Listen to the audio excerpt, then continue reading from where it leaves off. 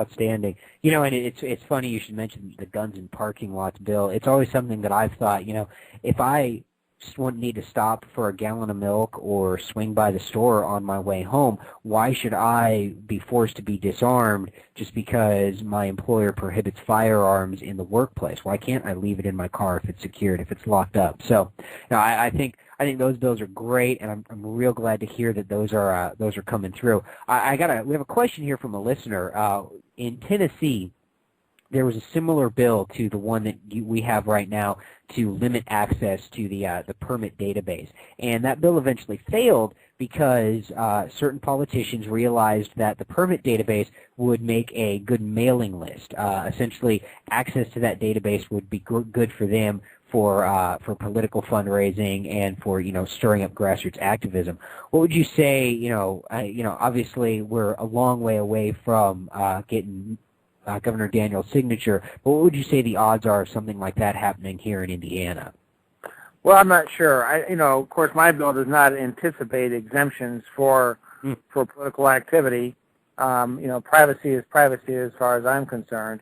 But I will tell you that, you know, it is issues like this, and my not only constant defense of Second Amendment rights, but some of the attacks I have withstood because of my stand on Second Amendment rights that have encouraged me to and convinced me to, quite frankly, run for Congress in the 5th District of Indiana. Our rights here in Indiana. I was talking, believe it or not, Ashley Varner, who is one of the great representatives of the NRA in Washington, is out here this week. Had dinner with her last night and some advocates. And she's just a very knowledgeable woman. And I always thought of Indiana as a very conservative, gun-friendly state. And she said I was wrong. She said there's many other states that are much more advanced in their protection of Second Amendment rights. One state she mentioned was her home state of Missouri, for example. And she's encouraging me to, with my friends like Senator Bob Waterman and others, to get more aggressive on Second Amendment rights, and that's one of the things we plan to do again this year. That's outstanding. Yeah, we've actually had Ashley on the show a couple of times, and she's fantastic. And I couldn't have been happier when I found out that she was going to be working out here, working with our legislators here in Indiana. We've got some more questions coming into the Gun Nuts Radio inbox, gunnutsradio@gmail.com, gunnutsradio@gmail.com. These are about the bill, and then one after that are, what are the penalties in the bill right now for violating it? Are they criminal or civil penalties? Well, there's not specific penalties mentioned in the bill because Indiana already has laws to protect and to punish people who violate, the privacy laws. And there, I must admit, they are not significant. They are not criminal. They are civil. And that may be, I'm kind of getting an implication here, that may be a good idea to strengthen that penalty as we move through the process. But as of right now, they are civil. Okay. Well, and we really, I personally, obviously as an Indiana resident, I'm not, unfortunately, I'm not one of your constituents. I'm up in Hamilton County up here. Now, you mentioned you were going to be actually running for Congress. Is that correct? Yeah, we're running for Congress in the 5th Congressional District.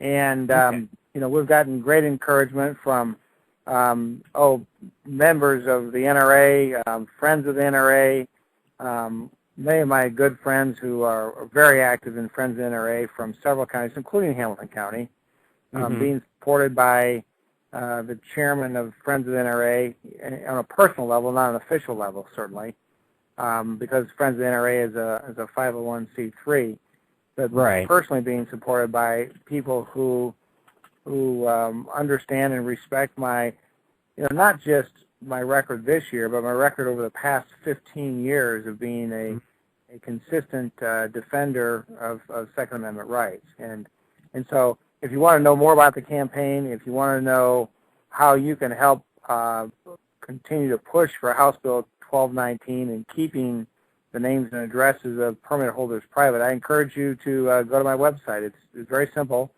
It's www.mikemurphycongress.com. And there's the opportunity to volunteer, to email me with your thoughts about how I may improve my bill. and if you're so called, to contribute to our efforts, because we have a lot of communication to do. Well, Mike, I can tell you this, as a constituent in Indiana's 5th Congressional District, you'll definitely have my vote in the upcoming election. Well, thank you, Caleb. We need to get the word out. There's 350,000 permit holders in the state of Indiana, and each one of them is as personally endangered today as you and I are. And, if those names are released, I'm hoping we can get a bill passed before anybody who is of ill will, so to speak, and has nefarious intentions can get a hold of the database again. And we'll try to include an emergency clause on the bill, which would make it effective immediately upon passage. And I'm confident, I can't speak for the governor, but I sure hope that he'll sign the bill. Fantastic. Well, hey, Representative Murphy, thank you so much for taking time out of your busy schedule to come talk to us tonight. We really appreciate it. Caleb, I'd love to do the opportunity, and maybe we'll have an opportunity to give you some updates from time to time during the session. Hopefully we will, and hopefully I'll be able to talk to you after your Congressman Murphy from the 5th District, all right? Okay, you have a good day, and thank you to the listeners for offering their suggestions on the bill, and we'll continue to listen for improvements. Thank you so much, Representative. You have a good night. Thanks, Caleb. All right. So again, for everyone out there, that was Representative Mike Murphy from Indianapolis, who apparently is also running for my congressional district. And Brita, what do you think? Would you like having that guy in the U.S. House of Representatives? He's fantastic. I'm stunned. It's so rare to hear a politician speak so bluntly about the Second Amendment and the importance of the Second Amendment. Isn't it refreshing? It's fantastic. Yep. It's like Can we have more of that, please? You never hear that anymore. Yeah. You never hear politicians stand up and say, "No, this is this is what the Second Amendment says. Gun owners deserve to have their rights protected." It's crazy, and I'm not gonna lie. When he said, because he mentioned early in the interview that he was thinking about running for the 5th District, and I just kind of filed it away, and then I'm like, wait a minute, I'm in the 5th District. He's running. That's my district. Yes. Actually, I was doing a little research on him, and he has a website up, MikeMurphyCongress.com. So yeah, that's the more like this, please. Let's get more congressmen, more state representatives, more senators, more people like Mike Murphy. We might be in some better shape. And and it's really interesting to see he's got not just one bill, but there's a lot of bills coming up, and that's great, because it's kind of like he's doing a broad spectrum of gun rights. I think it's fantastic.